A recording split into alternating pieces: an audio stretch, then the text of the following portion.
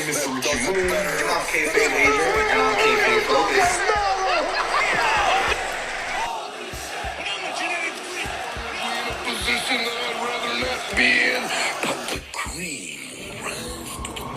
It's Kayfabe.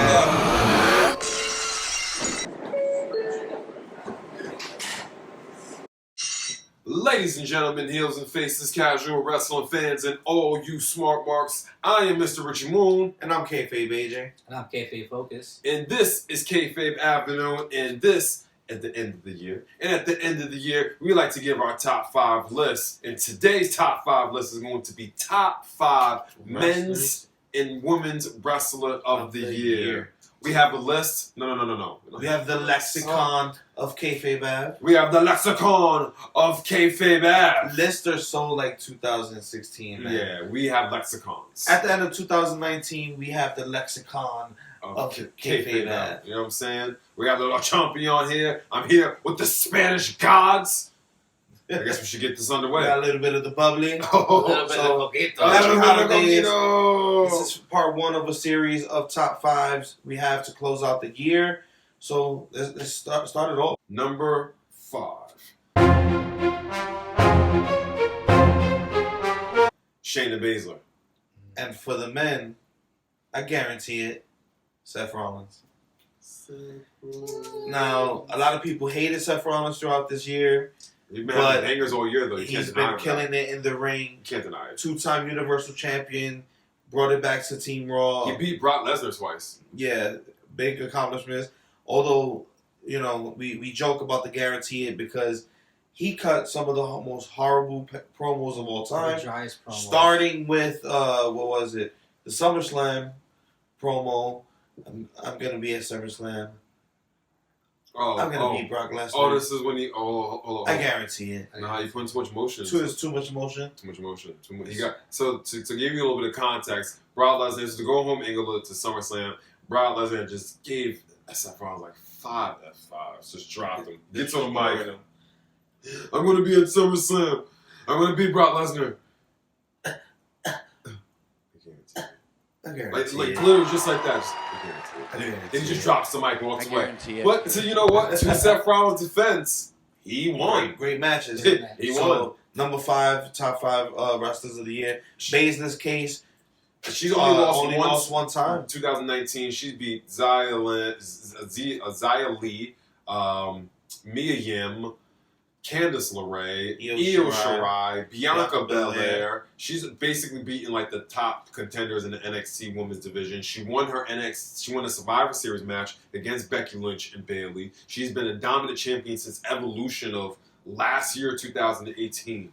Shayna Baszler She's the first woman to main event Survivor Series and win.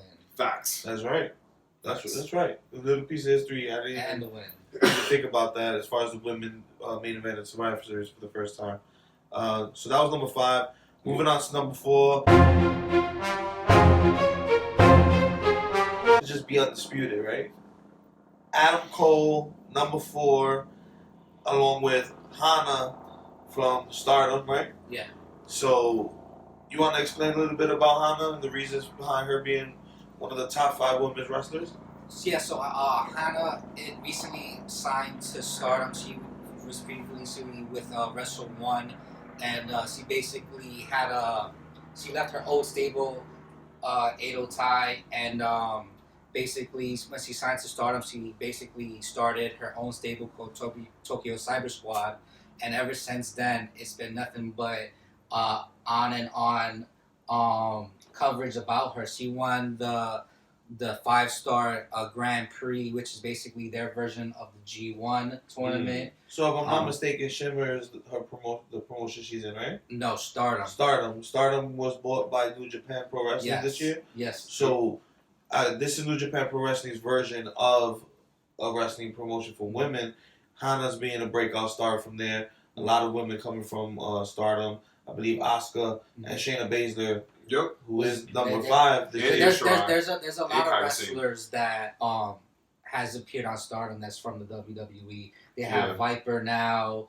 I think Io Shirai was on there. Kairi Sane. Yeah, basically. Asuka, like. I mean, but Candice LeRae probably had a special guest appearance on all of them. There's like a lot of indie female wrestlers that go to Stardom and shine. And Hana's definitely making huge waves in Japan. And I personally want to learn more about her. And she also had a match at the G1 in Madison Square Garden as well. Which were rad. So that's just another notch on her belt, and she's just making waves and waves, and we'll see what happens in the near future. As far as Adam Cole being number 4, Adam Cole, prophecy. He's been kidding. The prophecy came true this year. He's been defending his belt. Johnny Gargano, Tommaso Ciampa, Matt Riddle, Pete Dunne. Who else has he beat? He's ACH. He's beaten so many people this year, and it's just like he's just done it. The prophecies came true. Not only that, he's carried NXT into these brand wars. Against Raw, against SmackDown, came out on top. He's been the champion, battling against their most important war against AEW. You know what I'm saying? Like, so they trusted him to hold the prophet. They trusted the Undisputed Era to hold down, to be the front man. Prophecy being that they will gain all the gold in NXT. They're making him the Shawn Michaels to lead against the AEW. He's in the Shawn Michaels in the '90s phase right now, minus the controversies and the biceps. I mean, who's better to kind of lead this if you think about it with history and other promotions? Yeah. When was the last time you saw Adam Cole in the ring with these guys? The Young Bucks super kicking him out of the Bullet Club. Yeah. So who's better to go against AEW in this brand war than Adam Cole? Yeah. So number 4, Adam Cole. And you know that his contract is up in the summer too. Oh, he's gonna get big money. As I said on our Facebook page at Kayfabe Avenue on Facebook, the only place he's going is to the bank with the doctor. Yes, sir. So at number 3 we have Charlotte 10 times. Woo! And we have the first African born WWE champion, the first black man outside of The Rock in WWE history actually having a WWE title. Big moment at WrestleMania 35. Facts. His lead up was ridiculous. It was crazy. His lead up was ridiculous. Just had a good 6-month reign. Y'all were at WrestleMania, you know what I'm saying? Like, y'all were at WrestleMania. I've seen it. I know from being there. The vibrations. It was kind of a struggle even putting him at this part of the list. I feel like there's reasons why the other guys are on top.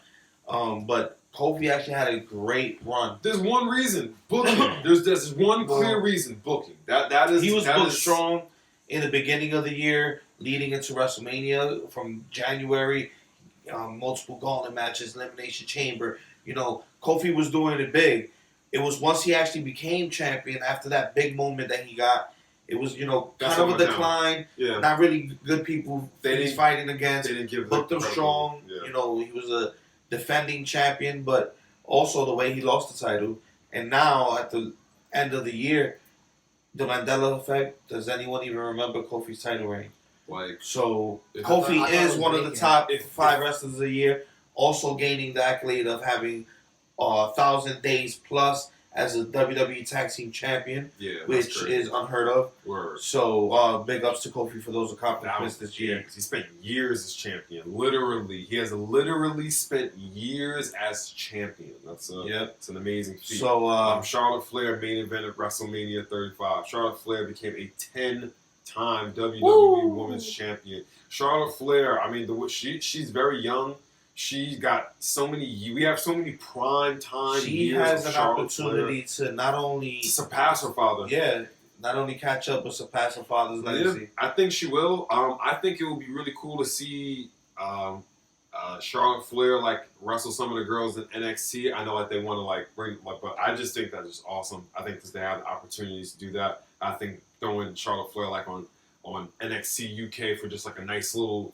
Leading up to a pay-per-view for the next couple of weeks would just boost them, put some eyes on them. Charlotte Flair has done it all, you know what I'm saying? And she's in this weird spot now, where they almost kind of don't know what to do with her. Yeah. She's in this Roman Reigns kind of spot before the Although she just finished having an amazing match last week with the Warriors. But here's the weird thing, though. Is Charlotte a face or is she a heel? Who knows? Because WWE apparently doesn't. They just been flip flopping with that aspect of her character. She's a heel, but she's a a natural heel. She should natural. not. Even though it was a dope match, and I absolutely agree with you, that match shouldn't have happened because Charlotte is a heel. Mm-hmm. She's a heel. Is But, she really though? She's a Yeah, she's a heel. She's a Moving on to number 2. On the women's side, we have the man, Becky Lynch. Ironic, we have the man on the women's side. But for the men's side, we have John Moxley, who started the year off as Dean Ambrose. Oh. Yo, man, listen, this year was about to be really some hard times for Dean Ambrose. I mean, he was about to get into a feud with Nia Jax. Yeah. And she was most likely going to go over. Now, he had a lot of amazing matches on the lead out of WWE. You know, a lot of hardcore matches. They're pretty much giving him free reign. I think they kind of overdid the Shield. They wanted it to work so bad. Oh, they wanted it to work so bad. You know, the last run of the Shield, they kind of milked that a little bit too much. We saw the Shields last time like 3 times before it actually ended. Focus. I wish I had more hands so I can give that shit 4 thumbs down. Now, the reason he's so high on this list is because with his leaving WWE and joining AEW, his arrival on the scene, dropping the moniker of Dean Ambrose, because obviously he can't take it, but re-emerging as his true self, John Moxley, hardcore, badass, you know, Death Rider. Let's talk about when Paradigm Shift. The night his WWE contract went up at 12:01, he dropped a video for John Moxley. Yep. He appeared in the G1. Like, if you know the G1, that's one of the most grueling tournaments. That's what Hannah did in Stardom. That their version of G1 is one of the most grueling tournaments, all professional wrestling. Became the IWGP United States champion off his first match in there. You know what I'm saying? Went far, almost. Not only that, I give him credit for elevating Juice Robinson. Well, yeah, that was a good Japan. Facts. Juice Robinson, his match with Ishii, his match with Tetsuya Naito. Yeah, just elevating Shooter up to facts. Now Shooter is going having great matches around the world and shit. Yeah. So he's been double dipping in New Japan, and then when he came over to Double or Nothing, coming to AEW, when he popped up on Double or Nothing, that was one of the biggest wrestling moments of the year. The champion Chris Jericho and attacks Kenny Omega. Starts that rivalry with Omega, leading to a crazy no holds barred, unsanctioned match between them two. At Full Gear. Oh, and that don't think that rivalry's done. Match material. That rivalry's not done. Not by Kenny's not. Kenny Omega and John Moxley are not done. John Moxley, huge resurgence. Facts. Big, no pun intended. It was a big paradigm shift. Just the character switch. Being free to be himself, wrestle his style. He's gonna be things for Mox. He's gonna be the blueprint for how people are gonna leave the WWE, because some people are gonna be like, all right, I got the money. Thank you, though. You gave me all this money, but at this point, I gotta be creative. I gotta be able to do something different. People like that are gonna be like, all right, like money's not enough. You know what I'm saying? He's definitely one that's gonna benefit from that. You know what I'm saying? So Becky Lynch, the man. Yeah, we didn't even go over. You know what I'm saying? Becky two times. Even though the Becky two belts. Sorry. Becky two belts didn't really last that long. That's still historic. Double champion coming out of WrestleMania, the first ever women's triple threat main event. Only person to beat Ronda Rousey. Close out the show. The first women to close out the show, pinning Ronda Rousey. Sort of. Who was on sort of. It was a botch, but nonetheless, accomplishment. Wouldn't that be a great story if she came back because of that? Wouldn't that be a great story? Like, you sort of beat me because. Well, Ronda's kind of retired now. But, coming off WrestleMania, winning those 2 belts, after her long stretch as the man and her first coming out last year, these big battles with Charlotte, these big battles with Ronda, she's held the division down on Raw and even on SmackDown. Becky's one of the best speakers in WWE. Yeah, she's really outshining, sorry to say, really outshined Bayley as a champion. She does. Held down the division on both Raw and SmackDown. Honestly, she's still champ. Forget Charlotte, Honestly, Becky needs to go down to NXT. You know why I say that? Because there's really no challenges for her on the main roster. There is nobody. They keep throwing her with Charlotte Flair and are they friends? Are they not? She is the Raw Women's Champion. She is not going for the tag team champions. And she even said this on her Twitter or Instagram, whatever. She said this on social media. She speaks about this.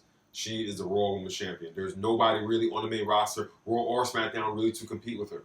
And honestly, her work rate, her promo skills. There's not a lot of men or women that can actually outshine her in WWE right now. So she's on a whole Becky level. Lynch number 2, Jon Moxley number 2. Let's move on to number 1.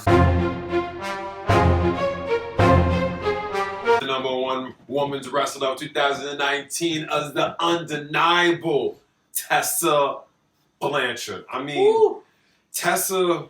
Somebody that I've met multiple times. She's a wonderful, wonderful person. Hey, Tessa. She's just dope. Like, she's just a dope person. But in the ring, she has transcended the women's division in Impact to a point like she wrestles the men now. You know what I'm saying? Quite easily forget that there is even a women's division in Impact. Tessa is, the main event. She's the storyline. Facts. The biggest storyline coming out of Impact, beating people like Brian Cage, beating people and having this long-standing rivalry with Sami Callihan. Having even title shots, title opportunities for the men's heavyweight championship. Yeah. That's pretty unheard of. The last person who did it was China. Yeah. So, we believe, you know what I'm saying? The match she has good. The family history, father, stepfather are both big-time wrestlers. T.A. Magnum and Tully Blanchard. You know what I'm saying? Like, she's definitely... If you don't know who T.A. Magnum is, unfortunately his career got cut short, but T.A. Magnum would have been like one of the best wrestlers of all time. He was an 80s wrestler, NWA, around that area, just like one of the go on YouTube. Top of the line. One of the top of the line, brother. He was top of the line, brother, because the cream only rises to the top. But anyway, just go YouTube some T.A. Magnum. You're going to see what I'm talking about. To close out, as far as Tessa, she's really been the heart and soul of Impact structure. They made WoW Women of Wrestling literally Impact based around Tessa Blanchard. Like that whole thing is like literally based around Tessa Blanchard. You know what I'm saying? Like she's awesome. I know the WWE is gonna throw huge money at her. They need to. She's worth it. She can easily complete. I don't think she wants to go to WWE either. I don't think AEW has a women's division to carry her yet. I don't think so, because she'll go from one company carrying that company to another company carrying a division, and I don't think that's fair to her. That's why I actually would wish she would go to WWE, because there's so many women that hold their own in WWE already. Hands down, with the problems that WWE has, regardless, they have the best women's division on the planet. And you can at me at Kayfabe_Asia on Instagram if you want, or in the Kayfabe Facebook group if you want to contest that. But hey, contest them, because I'm going to contest them. I'm sitting right next to them. Seriously, the women's division in WWE to me is hands down the best on the planet, and they honestly have a lot better competition for a Tessa Blanchard. She can easily complete the 4 horsewomen. If Ronda doesn't come back, she can instantly make the 4 horsewomen of MMA really relevant as far as being horsewomen. If she joined Charlotte and that group, instantly make the 4 horsewomen a substantial thing. Like, she has a lot of prestige with her. She's carrying the whole brand. So she's well deserved for this number 1 spot, Women of the Year. Yeah. I don't think she's gonna go to the WWE anytime soon. I mean, she was in the Mae Young Classic, but since she didn't sign. Yeah. I don't think coming out of those tournaments, WWE has a track record of not really giving out the best deals out of those situations. And a lot of the Mae Young Classic stuff predates the AEW emergence and the contract freezing and the giving out the big money deals. That's all happened within this year. Mae Young Classic hasn't happened in 2 years.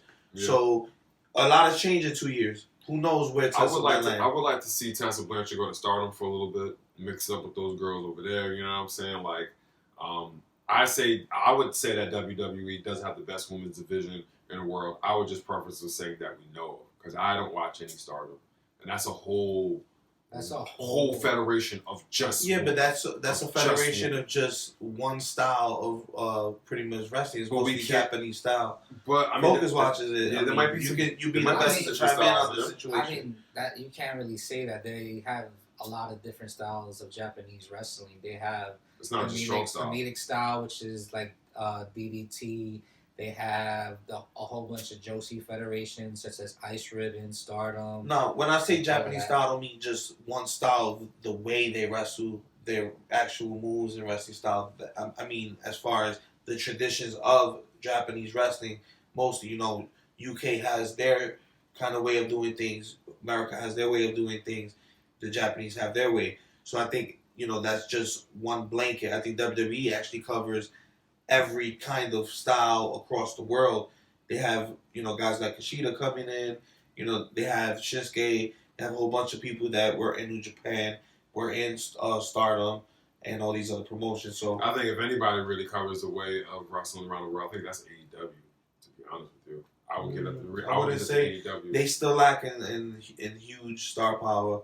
So I wouldn't agree with that. I don't mean star. I mean like the style, like different styles of wrestling, like because they have a nice variety to their show all the time. Yeah, I can see why you say that. Main roster is main roster wrestling. NXT is NXT wrestling. 205 Live is 205 Live wrestling. You know what I'm saying? Like that's like they have theirs. AEW like blends all that. Yeah. Blends all that. but WWE has such a huge roster. That's why they kind of have to do it like that to showcase it. You're absolutely right. So and as much as I wouldn't like it, Tessa Blanchard would have, and they would pay her all the biggest bucks. Tessa Blanchard would have I would love to see Tessa Blanchard versus Sasha versus Bayley versus Becky versus Shayna versus an elimination. You know what I'm saying? Versus Ember Moon. Like so many matches. That's why there's so many dream matches for her. But moving on, finally the number one for the men. Of course, is the champion. Le Champion. With a little bit of the bubbly. I mean, oh my gosh. I mean, undisputed WWE champion.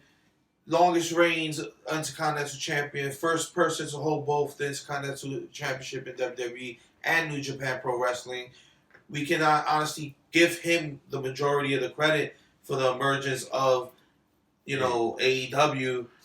He did a lot of behind the scenes. He brought a lot of shine to New Japan. He became the first ever AEW heavyweight champion. His title win celebration spawned a champagne line, a little bit of the bubbly. King Midas, everything he touched turns to gold. Because he got the toe. This is about Chris Jericho's 5th or 6th character change. He's the Painmaker. He's the Alpha. The Judas. You know what I'm saying? It's just, he just knows how to do it. He's ahead of the curve. Chris Jericho is really like, it's not a joke when we say Chris Jericho. You know what I'm saying? Yeah. Because he's really knocking on the door of being the greatest of all Jericho. time. When he really legit retires, it's probably Jericho is the greatest of all time. People got to bow down. I mean, nobody's been doing it. Think about it. Nobody's been doing it this like Jay-Z. Technically, he's held the WCW Championship this high, this through long, WWE. this good, this pop. He's had the WWE Championship, Undisputed Championship. This accolades goes on. ECW belts, WCW belts. Championships that Chris Jericho hasn't touched in the WWE is the Universal Championship and the 24/7 Championship. And that doesn't even matter. It really doesn't. It But not only that, he's done the New Japan and circuit, young in his career. He's doing it again. This man's close to his 50s, and he's probably in the best character of his life at this point. Going to the big show. Just go watch. Runs a stable, the Inner Circle. Chris Jericho, this is definitely the year of Jericho. Not only that, the next pay-per-view, Bash at the Beach, is right before the Cruise of Jericho. We're going to see Wednesday Night Dynamite from a cruise ship. So, yeah, so... From a fucking cruise. Yo, like, that's like Chris Jericho is just it's crazy, like, how he just put everybody over. He really does have the Midas touch. Everything he touched, it just turns to gold. Like, we could talk about the Austins, we could talk about the Rock and people on that level, but Chris Jericho still, he never officially left wrestling. He never faltered. Every time he comes back better. Exactly. He never falters. He comes back Chris better. Jericho, 2019 Chris Jericho is better than Chris Jericho 2010. It's better than Chris Jericho 1999. You know what I'm saying? Like, he gets better. Some people come back and it's a little bit an in-ring to in-promo. Even adding to his arsenal this year. I ain't gonna hold you. Effect. I love The Rock. I love The Finisher. Rock. But we all know when he came back, for his comeback, he wasn't as the in-ring Rock that he was before. He injured himself. And he finished. I mean, kudos to him. Yeah, injured himself and finished the match with a torn quad, I think it was, or something. Nah, it was something. Something with the something bone in his off. rib. It was something crazy shit like that. But still Jericho comes back and his promo game is just as sharp. His in-ring game, like he is just as Chris Jericho is athletic as he used to be. Instantly put over Jake Hager. Created a whole new character for Jake Hager. They hurt. Instantly put over Sammy Guevara. The Spanish guy. Put over LAX. The powerful. He's doing it all. The Ruffians. He's holding down Dynamite every week. Chris Jericho's the well-deserved number one wrestler of the year for 2019. You can argue that he was the number 1 year for 2018 last year too. He had, you know what I'm saying, all the shit he was doing. You know what I'm saying, like Chris Jericho, the La Champion. You know what I'm saying? So let's just run it back for you. At number 5, we had Seth Rollins, Shayna Baszler. Number 4, we had Adam Cole and Hana. Number 3, we had Kofi Kingston and Charlotte 10 times. Number 2, we had Jon Moxley and we had Becky Lynch. I am the man. And to close out the show, we had Tessa Blanchard and Chris Jericho, the women and men's wrestlers of the year for 2019. We could do this all day. You know we can. But it's time to pop some bubbly. Oh, it's time to pop a little bit of the bubbly. But we want to wish you guys a happy holidays, happy New Year. All that good stuff. You know, find us on Facebook. Subscribe to us on the YouTube. We don't have the Twitter, but find me at Kayfabe Avenue. Find me at Mr. Richie Moon. At Kayfabe_AJ on Instagram. At Kayfabe_Focus on Instagram. This is Kayfabe Avenue. We bid you a farewell. Kenny, take us home. Goodbye. Mwah. And good night.